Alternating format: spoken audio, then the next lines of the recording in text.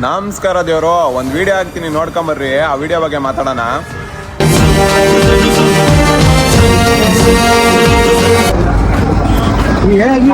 இந்த இடத்துல எவ்வளவு ஒட்டி போய் என்னுடைய அங்க இருக்கு. இது தமிழ்நாடு, இது கர்நாடகாவில் இங்க இது தமிழ்நாடு.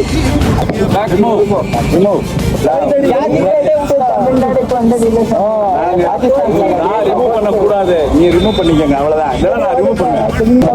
Not allowed.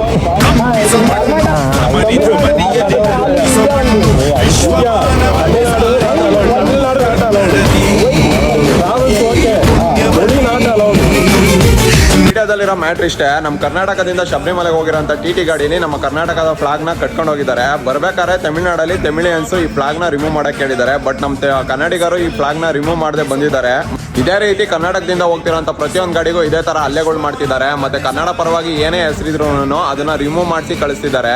ಈ ಬೋಳಿ ಮಕ್ಕಳು ಕುಡಿತಿರೋದು ಕರ್ನಾಟಕದ ಕಾವೇರಿ ನೀರನ್ನ, ಆದ್ರೂ ನಮ್ಮ ಕನ್ನಡಿಗರ ಮೇಲೆ ಇಷ್ಟೊಂದೆಲ್ಲ ಹಲ್ಲೆಗಳು ಮಾಡ್ತಿದ್ದಾರೆ. ಇದೇ ರೀತಿ ನಮ್ಮ ಕನ್ನಡಿಗರ ಮೇಲೆ ನೀವು ಹಲ್ಲೆ ಮಾಡ್ತಾ ಹೋದ್ರೆ ನಮ್ಮ ಕರ್ನಾಟಕದಿಂದ ಮೊನ್ನೆ ನಡೆದಂತ ತಮಿಳ್ನಾಡು ಎಲೆಕ್ಷನ್ಗೆ ಎಷ್ಟು ಜನ ವೋಟ್ ಹಾಕಕ್ಕೆ ಹೋಗಿದ್ರು ಅನ್ನೋದು ನಮಗೆ ಗೊತ್ತಿದೆ.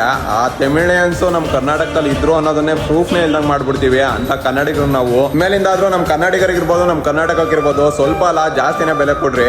ಜೈ ಕರ್ನಾಟಕ ಮಾತೆ.